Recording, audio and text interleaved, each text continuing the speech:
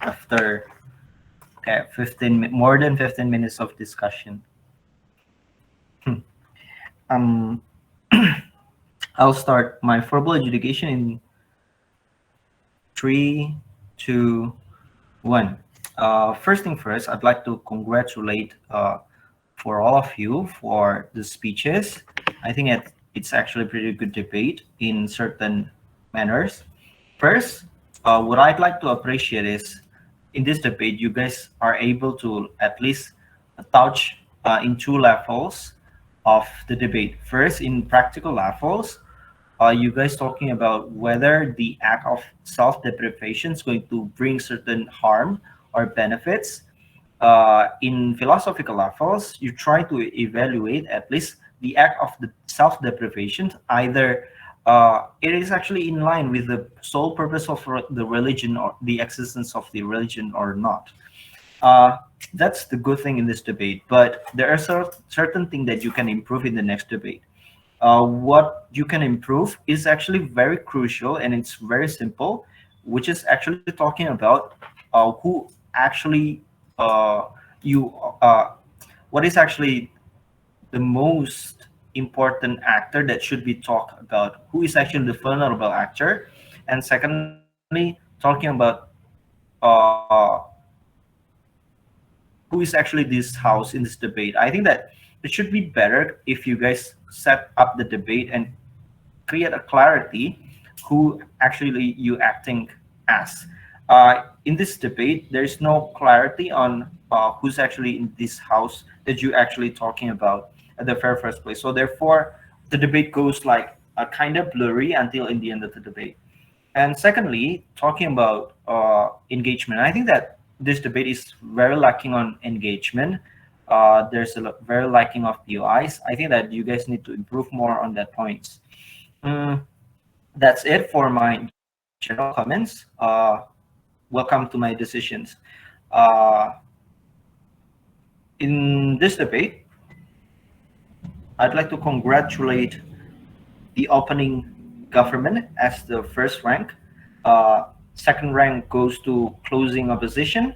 Third rank goes to the opening opposition. Fourth rank goes to closing government.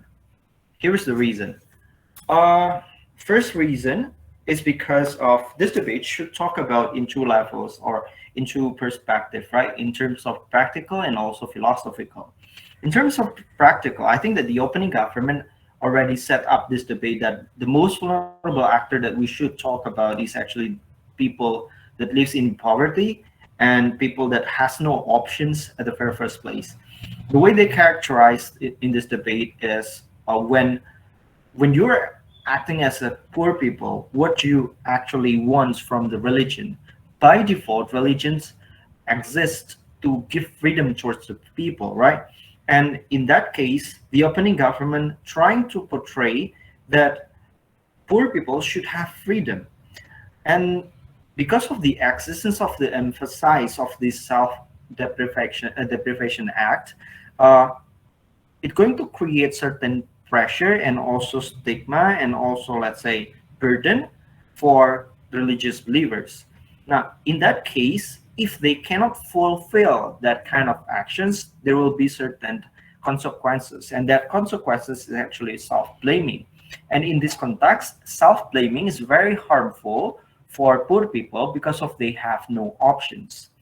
Now, everyone in this debate are actually agree that there are pressure in this debate, in the emphasize or glorifications of this self-deprivations.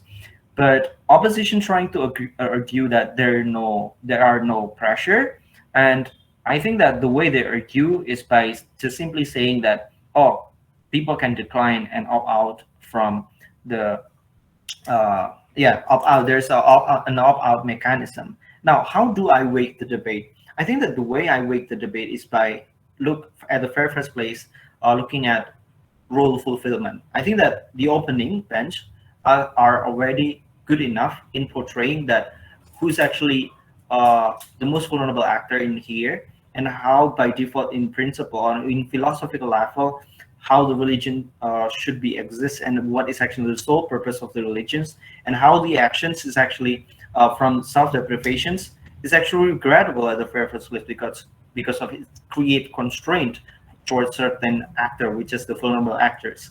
Now, the reason why the closing government gets forth is because of the points of the that's being brought by the closing governments. Like for example, there are certain bad impacts, right?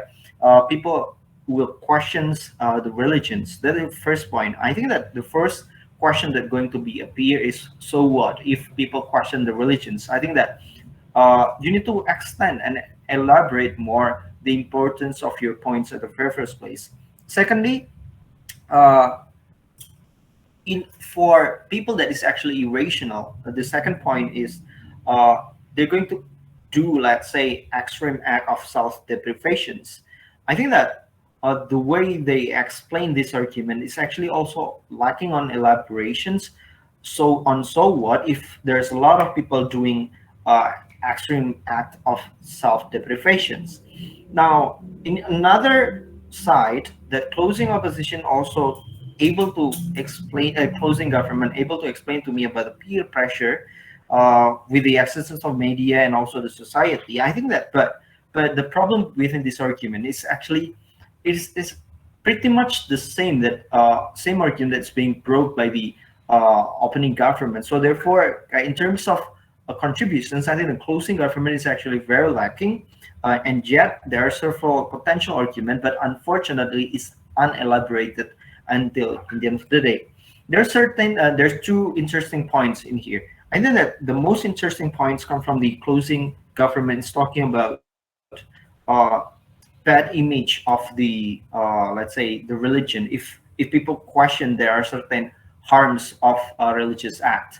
I think that this is a good point, but in the end of the day, the way I weight this argument is by looking at who's actually the most vulnerable actor. Whether in this debate, the first clash between the opening government and also closing of government is talking about who's actually the most important actor that we should actually talking about. The opening government trying to bring the idea that the most important actor that we should talk about is actually the vulnerable actors, is actually the poor people. There's a lot of poor people, right? Now, comparatively, the opposite, the closing government simply saying that, oh, we should focus more on uh, the legal body or the image of the religion as a whole. But my question is, uh, which one is actually have higher hierarchy at the very first place?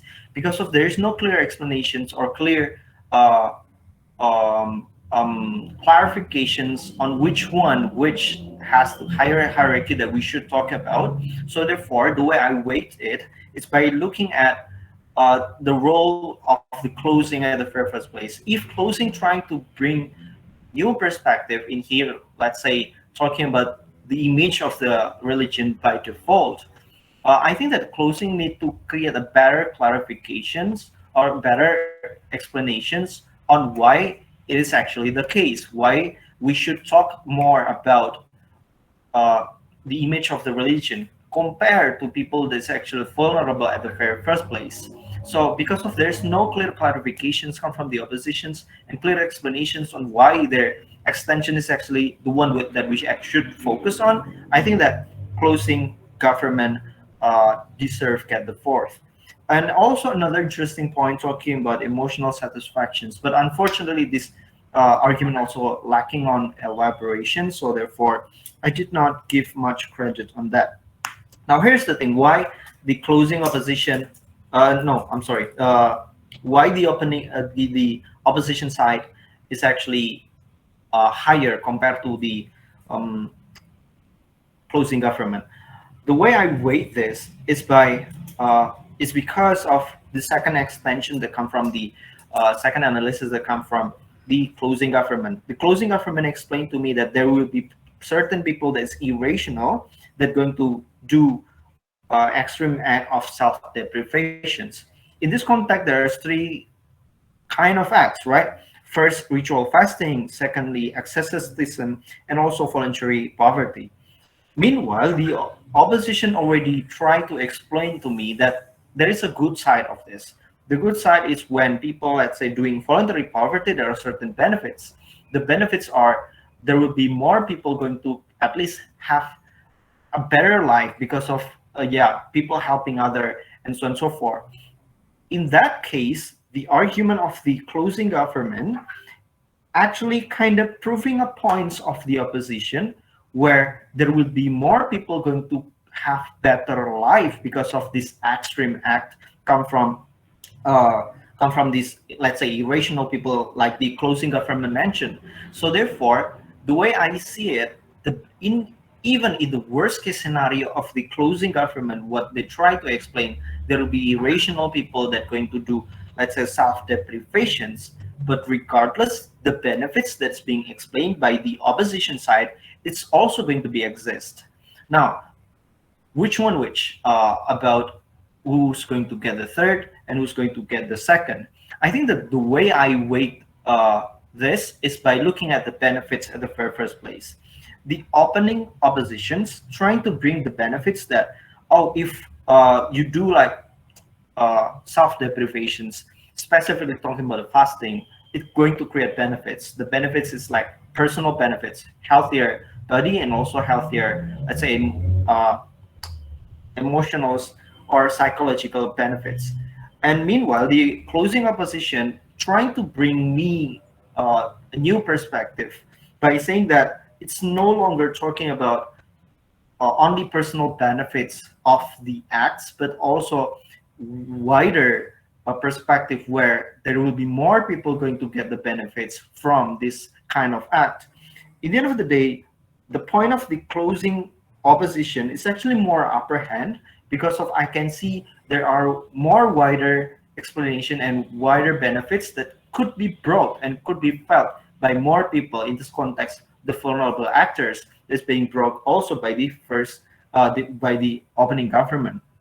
So therefore, because of there are more quantity in terms of benefits, I think that the closing opposition deserve more credits towards their argument compared to the opening opposition.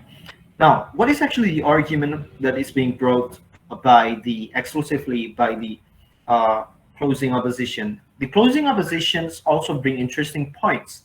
Interesting point is actually talking about how it's going to encourage people to do more good deeds towards other people, right? By, let's say, creating empathy and also respect. But the question is why I give more credits towards the closing opposition. Because of closing opposition not only trying to bring me more and explain to me more about the benefits in terms of quantity, but step by step in terms of step by step process on how people going to be encouraged to, let's say, donate or do good deeds towards the other. It's just because of a simply because of they felt the suffering, they can understand the suffering of the other people, so it creates let's say a catalyst for people to donate and also focus on people that is actually living in vulnerable conditions, right? So therefore I think that I could give more credits towards the closing oppositions just because of there are better explanations in terms of, let's say, step-by-step analysis on how the benefits going to be there. Now, why the opening opposition is actually not upper hand rather than the closing opposition is because of their explanation is merely talking about first there will be no pressure and people can simply decline.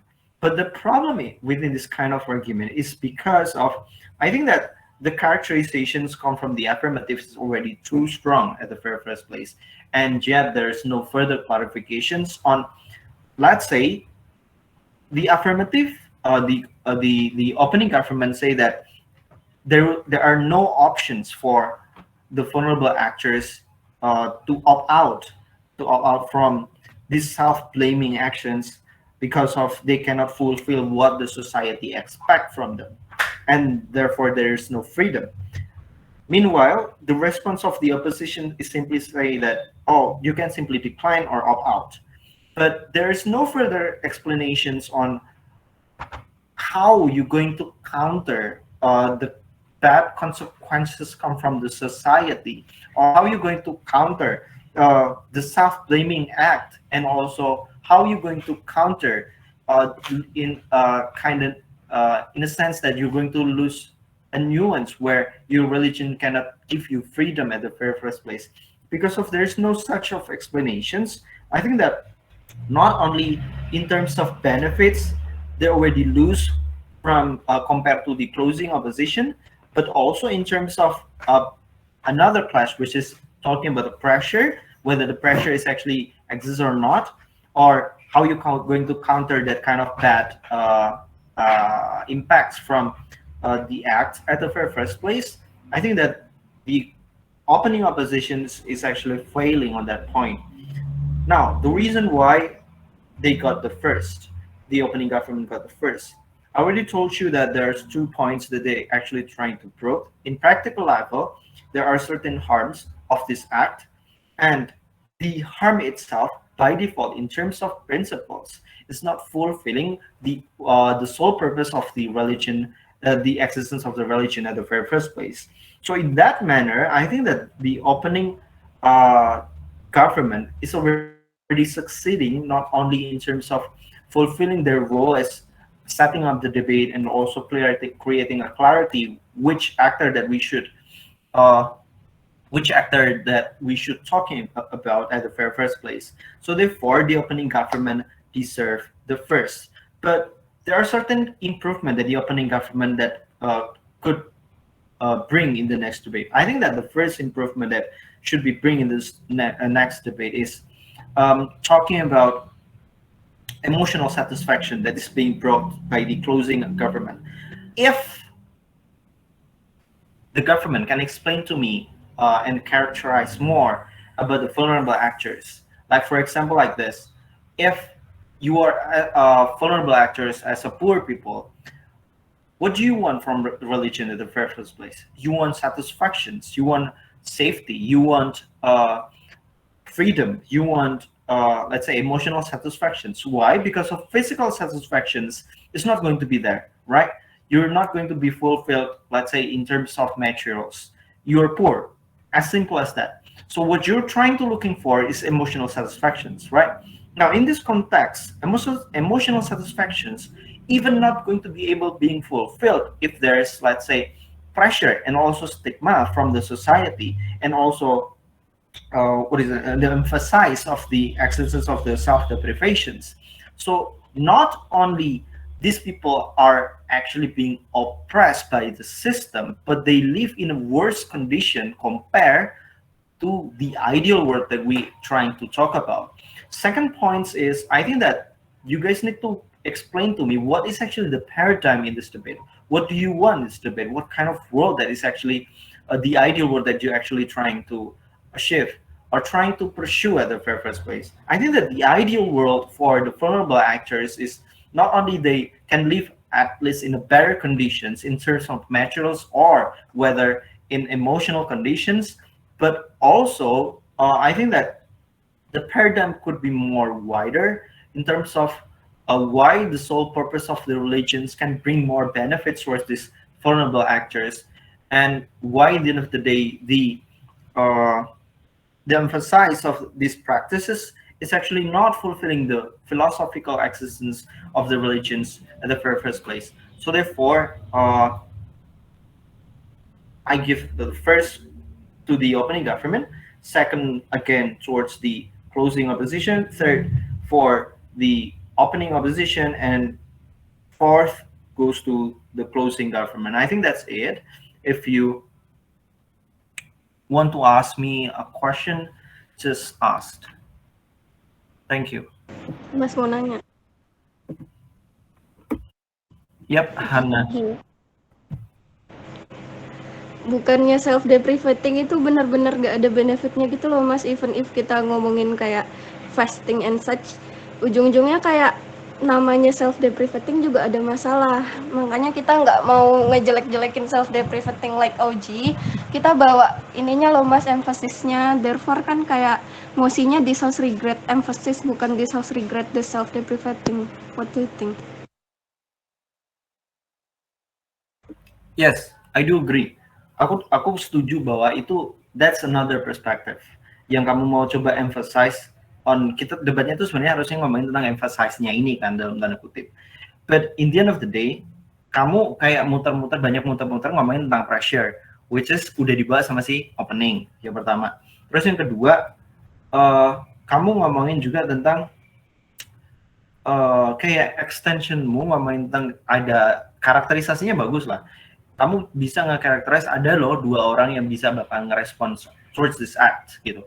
Yang rational sama irrational. Yang rational, they will question the religion, right? My question towards your argument is, terus kenapa gitu kalau misal mereka nge-question the religion, what's wrong with that, so what gitu. Menurut aku kayak kurang penjelasannya sampai ke ujung, nggak ada end points of your arguments, so therefore kayak I cannot give further credit on that. Terus yang kedua ngomongin tentang kalau misal orangnya irasional, terus bahkan ada orang-orang kayak doing self deprivation juga gitu in extreme way. Nah, karena ada 3, let's say ritual fasting, asceticism, and also voluntary poverty. What can I get from that adalah because of you did not explain what kalau misalnya ada orang yang kayak doing that certain extreme act, yang gue dapat adalah ya bakalan ada orang yang going to be extremely voluntary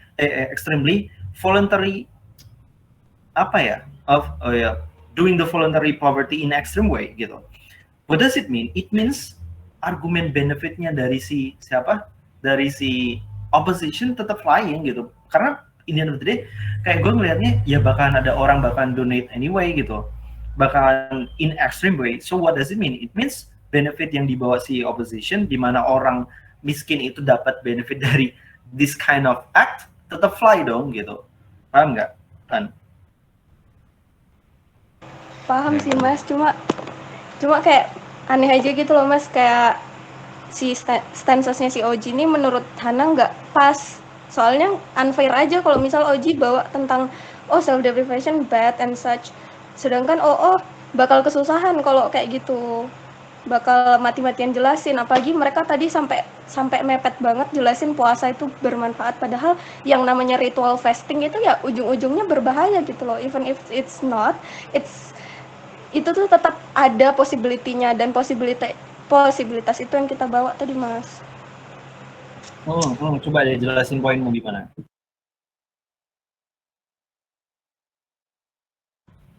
Coba deh jelasin poinmu gimana. Yang itu ya, people being rational. Possibility-nya tadi yang lu maksud. Posibilitasnya tadi itu kan yang tadi Hana bilang, people ada 2 macam orang, people being rational and people being irrational. Misal irrational berarti ada burden buat religious institutionnya, because it might be burdening when media portray that kind of bad news. Misal ada bad newsnya kayak ritual fasting bikin orang kekurangan gizi atau gimana, even if it's ada morality value-nya. Itu tuh Hana udah jelasin di argumen pertama yang it's contradict with religion function, even if it's not clearly extension ya, dijelasin lebih lanjut sama Hana tadi. Menurut Hana ujung-ujungnya kalau di-emphasize terus-terusan, di-glorify terus-terusan, orang-orang bakal beramai-ramai ngelakuin itu, dan jadinya mereka nggak feel not enough, feel unworthy. Terus ditambah lagi kayak harusnya kita fokus ke morality rather than materials. Soalnya materials education kan udah ada di basic education, sedangkan kayak religion itself itu harusnya fokus ke morality, dan morality itu bahkan mungkin nggak sepenuhnya diajarkan di self deprivation. Makanya nggak perlu glorify, tapi tetap dibiarin aja gitu nah Mas. Jadi makanya Hana tadi bilang kayak agree sama self deprivation, karena ujung-ujungnya orang-orang punya their own preferences in religion practices. Soalnya ada yang mau lebih beriman, ada yang moderate gitu loh Mas. Jadi nggak bisa benar-benar ditolak. Oke, nah coba kita analisis salah satu ya tentang penjelasanmu yang tadi. Yang pertama, kamu bilang ada probability harm-nya tetap bakal muncul, iya nggak? Iya. Harm-nya apa? orangnya let's say kayak extremely terus habis itu kayak mati gitu kan. Itu yang pertama. Terus yang kedua, harm yang kedua ke religious institutionnya, alright? Nah, terus kalau yang pertama orangnya bakalan mati because of the act, menurut aku it's going to be weird kalau misal kamu ngomongin tentang emotional satisfaction dan itu optional. Ya exactly, kalau misal orangnya pengen kayak to that extreme dan dia satisfied with that, gue nggak ngelihat ada masalah gitu loh, paham nggak sih? Terus kamu mau coba, ya tapi kan orang interpretasinya beda gitu. Bisa di glorify, bisa di kayak dibesar-besarnya sama media, so in the end going to create bad image ke agamanya gitu kan. Nah, my question is, dibandingin berarti sama si opening itu udah jelas-jelas ngomongin bahwa oke, yang paling vulnerable di sini tuh kita ngomongin tentang si orang-orang miskin. Orang-orang miskin ini vulnerable banget karena apa? Dia pengen freedom doang dari religionnya dan nggak bisa di-fulfill gitu because of the act. Nah, terus kan berarti perbandingannya antara orang-orang miskin versus religious institution. Nah, mana nih yang lebih berat? Kalau menurut aku, that's okay buat si Hana untuk bawa tentang religious institution yang harus kita omongin gitu. But kamu harus engage dulu sama openingmu gitu loh. How in the end of the day, misalnya kamu bisa ngejawab by answering and make sure religious institution itu image-nya bagus, si vulnerable ini juga bakalan taken care kok ke depannya gitu.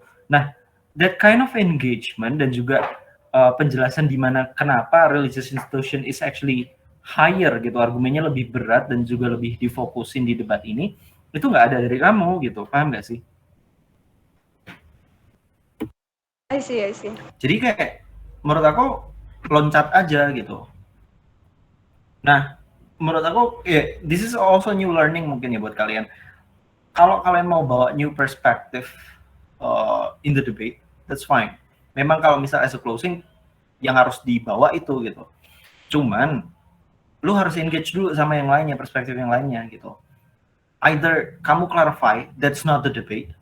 Yang kedua, even if that's the debate, lu harus bilang bahwa itu bisa nanti taken care by your arguments gitu. You take the bullet. Cuman masalahnya tadi si Hana itu timnya Hana itu nggak bisa successfully explain to me why this vulnerable actor itu jadi second layer argumen harusnya gitu. Meanwhile, kalau kamu pay attention, 3 other benches talking about the same vulnerable actor gitu. Jadi kayak kamu ke left out sendiri ngomongin tentang religious institution. Opening government ngomongin tentang vulnerable actor yang sama orang miskin. Opening opposition ngomongin tentang ya agak beda sih. Opening opposition ngomongin tentang secara personal gitu ya. Tapi in the end of the day ya tetap manusianya. Terus si closing opposition ngomongin tentang ya vulnerable actor lagi gitu. Si orang miskinnya bakal dapat benefit dari from the act. Makanya nggak regrettable. So all of the other 3 benches talking about the same vulnerable actors, but you talking about vulnerable actor ini secara beda gitu. Menurut aku that's memang last resource strategy kalau misal kamu bawa another perspective, tapi harus di engage dulu semuanya gitu Han.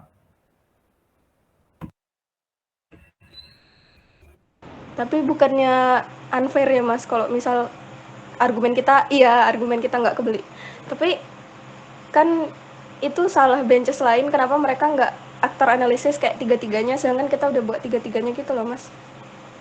Iya sih, memang nggak clarified banget, tapi menurut Hana kayak at least extension kita tuh kebeli gitu loh Mas, as closing, apalagi kita udah jelasin distinction kita habis-habisan. Iya, aku nggak bilang bahwa extensionmu nggak kebeli, Han. Kebeli, cuman menurut aku nggak strategik. Paham nggak sih? Karena gini, burden dari si opening itu kan dia harus set up the debate. Dan dia harus bisa, kalau misal bagus, dia harus bisa preempt. Burden dari closing, dia harus bisa ngepredik openingnya. Kalau bukan, ini it's not talking about fairness atau gimana. Ini ngomongin tentang strategi. Kalau misal kamu as a closing ya burdenmu secara otomatis either you clarify atau kamu benar-benar kayak ngereset the debate as a whole gitu.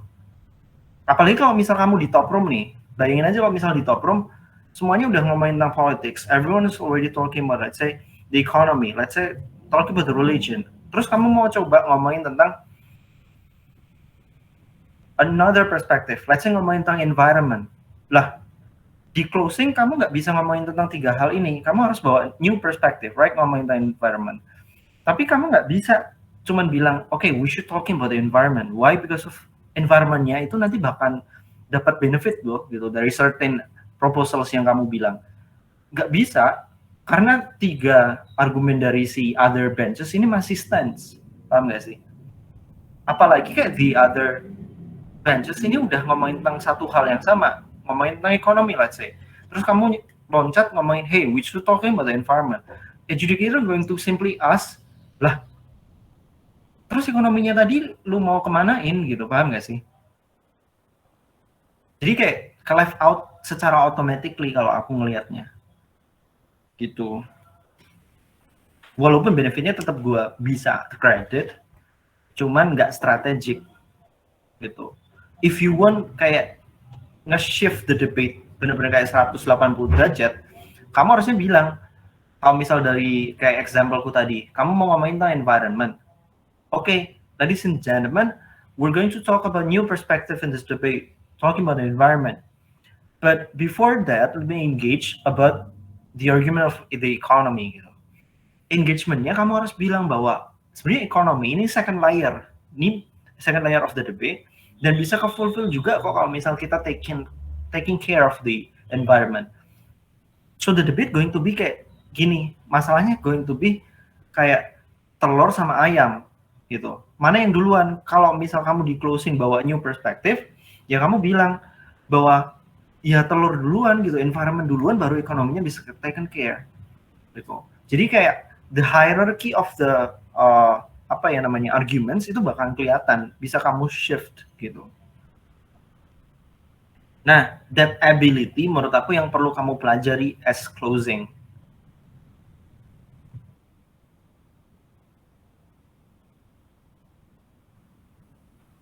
Oke.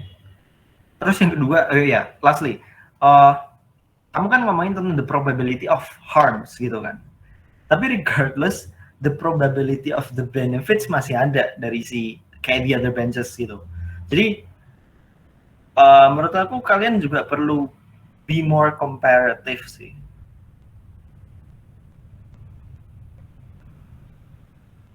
Gitu kan. Kayak it's not argumenmu yang jelek, tapi lebih ke nggak strategik gitu.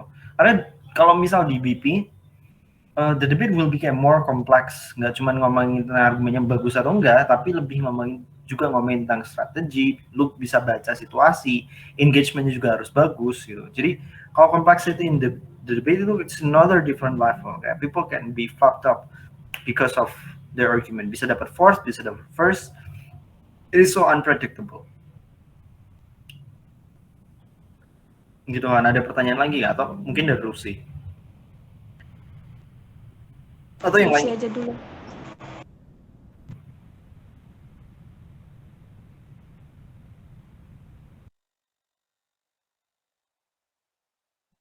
Hello, may I ask question? Boleh. Nabila ya nih. Yeah. Actually I want to ask about yang OG yang improvement argument that we should do like emotional satisfaction toward people and etc. Itu kayak in the end itu bakal gimana, atau maksudnya kayak itu maksudnya gimana di emotional satisfaction-nya? Oh ya, ditarik kemana gitu kan maksudnya? Iya. Ini, aku kalau misal jadi opening, aku bakal, sorry ada motor lewat. Kalau aku misal di opening, aku bakal langsung bawa banget bahwa vulnerable actor-nya itu orang-orang miskin gitu. Kenapa? Karena gini loh, misal kita ngomongin orang secara general in kayak religion context, lu nggak bisa kau fulfill emotionally satisfied with your religion, that's fine. Why? Because of lu bisa kayak dapat punya coping mechanism yang lain gitu. Lu bisa apa sih namanya, let's say just have fun atau being hedon or so on and so forth. There are other opt-out mechanism buat ngomongin kayak si orang-orang kaya gitu misal, atau orang-orang lainnya. Tapi si vulnerable actor, dia itu kan in a position di mana secara material nggak terpenuhi, right? Terus pelariannya dia mau kemana nih gitu? Pelariannya of course ke religion dong.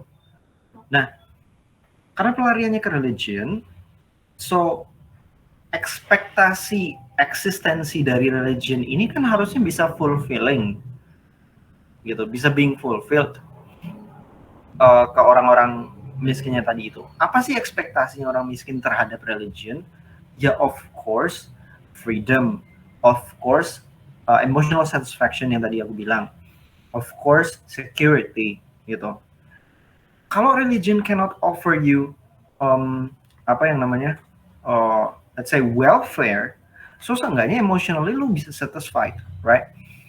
Cuman tadi kalian cuma bilang aja mereka religion itu by default gak bakalan bisa fulfilling its purpose kalau misal ada yang namanya disemphasize gitu, act of self-deprivation. Bener, cuman bisa ditarik lebih jauh lagi gitu. Lebih jauhnya di mana? Biar kelihatan miserable banget sih VA-nya, vulnerable actor-nya. How you going to explain that? Aku bakalan bilang gini, mereka itu nggak cuma di posisi di mana kayak secara jasmani mereka nggak ke-fulfill, tapi secara emotionally juga nggak ke-fulfill because of the existence of the emphasis of self-deprivation gitu. Jadi in the end of the day, mereka benar-benar nggak punya opt-out mechanism to feel welfare emotionally and also physically gitu. Paham nggak, Nabila? Makanya kita regret. Nah, what kind of paradigm? Makanya aku kan bilang ke kalian tadi kan, kalau misalkan kamu regret sesuatu, kamu kan baru ngejelasin di dunia yang nggak ideal, ya kan? Nah, lo harus juga jelasin dunia yang ideal yang kamu pengen itu kayak gimana. Nah, kalau misalnya aku jadi government, aku bakal bilang ke the ideal world, at least for the vulnerable actor, kalau misal religion cannot fulfill the welfare of the people in terms of like say physical welfare or economical welfare, at least their emotional welfare fulfilled gitu. Paradigmnya gimana ya? There should be no pressure. There should be let's say there should be freedom gitu. Mereka nggak ada yang namanya self blaming because of the pressure of the society and so on and so forth. So in the end of the day, seenggaknya satu hal dari yang dua mereka butuhin tuh ke fulfill. That kind of world that we want, ladies and gentlemen. Itu kan berarti kayak comparisonnya kelihatan. Oke, dunia yang ideal kayak gini, dunia yang nggak ideal kayak gini. Nah, sekarang kita hidup di dunia yang nggak ideal, makanya kita regret itu, gitu. Paham nggak, si Nabila? Atau kayak the whole debaters. Karena menurut aku, tadi kalian kurang banget nih ngomongin tentang kayak paradigm yang kalian pengen capai itu seperti apa. Kalau Zahana, kamu capek ya? Me too. Capek mental. Well, all of us, right? Oke, ada pertanyaan lagi nggak? Kak, mau nanya juga. Apa namanya, kalau misalnya kan tapi most of benches kan apa namanya ngomongin depreciation yang tentang materi. Tapi kan ada yang kayak dari kami kayak ngebahas kayak self depreciation tuh nggak cuma materi dan segala macamnya gitu. Terus itu kan kayak apa namanya yang makanya mereka dapat vulnerable actor-nya di mana, di orang-orang miskin, karena mereka nekankan kayak self depreciation itu lebih ke orang miskin dan segala macam. Nah, sedangkan kayak dari kami tuh ngebawa yang kayak apa ya, kayak secara umum dan segala macamnya. Itu gimana, Kak? Gimana? Apa sih? Ngomong apa sih aku? Pokoknya gitulah. Ini naturally, kalau coba deh gampang I will make this simpler ya, biar kalian ngerti. Eksistensi dari emosi, the existence of the emotions, itu kan emosi muncul karena mereka mau mengevaluasi gitu kan, or make things better by certain proposals. Kalau nggak ada proposalnya gimana, ya udah cuma evaluasi doang gitu. Ada motion kayak yang biasanya kayak mengandai-andai, right? For example, assuming feasibilities. atau kamu nge-regret certain things, ya udah regret doang gitu. Nah, terus aduh gue lupa tadi mau jelasin apa. Ada iklan soalnya. Hold on, gue lupa. Can you repeat? Tadi, lu sih? Anu Kak, Oh, kayak di misalnya apa? Secara umum. Ya. Nah, sorry ada iklan si Joy lewat. Oh, gua? Iya lu buka pintu jadi kayak distracted gitu loh. Nah, kalau misal kamu ngomongin secara umum, well, gini. This house would ban smoking deh. This house would ban smoking. Aku ngomong bawa argumen, oh kita harus ban smoking because of there's a lot of people are impacted. True, right? Terus ada other side bilang, well, what we should focus on, we do agree memang ada a lot of people are impacted. Tapi ada orang-orang yang nggak punya opt-out mechanism gitu. Poor people without BPJS, children, babies, elderly, mereka nggak punya options, gitu. Because of mereka nggak punya options, ini leave an urgency. Kenapa proposalnya itu harus ada? Karena kalau misal aku ngomongin kayak secara general, I can simply say kalau as opposition, lah, lu kan punya BPJS, lu punya duit. Kalau misal lu nggak mau ada kayak di tempat penuh smoke, so you can kayak simply leave gitu kan, or you can buy a mask. Kalau misal lu sakit, lu bisa kayak ke rumah sakit, paham nggak sih? Menurut aku, kalau misal kalian mau ke bawa argumen ini ke actor yang general, satu, it's not strategic.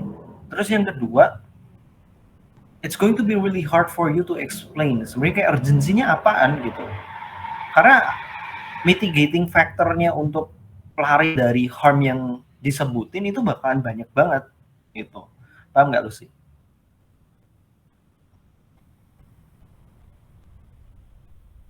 Iya, sampai sini lumayan paham Kak. Nah, itu maksudku. Kalau misal kamu bawa ya untuk umat secara general religionnya, it's not specific enough gitu. Kenapa itu regrettable atau enggak? Menurut aku there should be a clear line or a clear parameter kenapa something is regrettable or not gitu. Nah, menurut aku ya, religion itu going to be regrettable enggak ketika secara umum orang kena harmnya, enggak. Tapi ada orang in a specific level itu dia nggak punya opt-out mechanism untuk mencapai the great paradigm on the sole purpose why religion exists gitu. At least betterment-nya dia nggak mencapai itu gitu. Paham nggak? Or am I too complicated di bahasanya anjir? Enggak, saya lumayan ngerti kok cari yang yang benang, pokoknya yang seharusnya dibahas itu yang label gitu Kakak ya, yang kayak benang merah dari musinya gitu. Nggak bisa, kalau ngambil secara umum nanti takutnya nggak kena ke apa yang diinginkan dari musik gitu, aktor-aktornya gitu ya. Contoh lagi deh, gue mau cari contoh mosi apa ya? Tadi ada nggak sih mosinya? Kayaknya ada ya.